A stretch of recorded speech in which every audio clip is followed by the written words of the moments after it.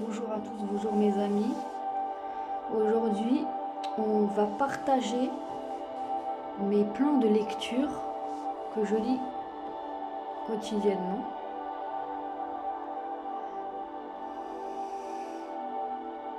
J'attends juste que ça se mette en place.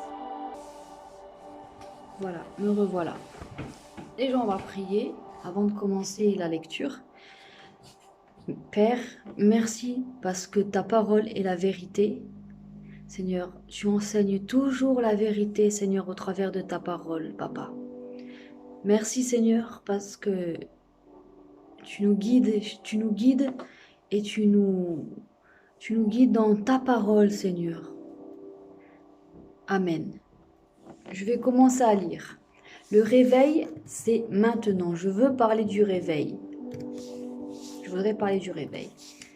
Le réveil, c'est maintenant. Le réveil doit être l'un des mots les plus excitants du vocabulaire chrétien. Littéralement, il signifie ranimer et faire revivre. Le message de l'évangile est un message de réveil du cœur. Le réveil, c'est le retour aux choses de Dieu et l'éveil à la connaissance de sa présence parmi nous. Les réveils du passé évoquent des images de grandes foules, des réunions sous chapiteaux, des miracles, des guérisons et des conversions en grand nombre. Ça te fait sûrement penser à des gens comme les frères Wesley, Billy Graham ou William et Catherine Booth. Des gens qui prêchaient des messages simples mais puissants et qui donnaient une grande importance au Saint-Esprit. Ils étaient pleins d'attente de le voir se manifester. Nous aussi, on a vraiment une attente que le Saint-Esprit se manifeste avec puissance dans nos églises et dans le monde. Ces réveils ont eu un grand impact à travers l'histoire et dans toutes les parties de la société, des casinos et des magasins de boissons. Voyez leur chiffre d'affaires considérablement baisser.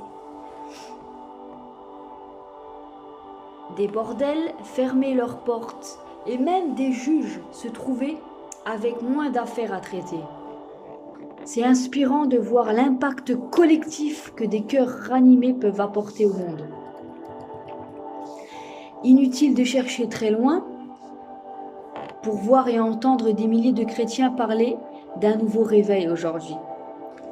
Il y a une attente tangible de voir Dieu se manifester d'une manière collective. Et c'est excitant. Cette excitation peut nous servir de rappel pour vérifier que nous sommes préparés et que notre cœur est prêt à vivre ce que Dieu est en train de faire. Dieu est celui qui apporte le réveil par nous, mais c'est par nous qu'il l'amène.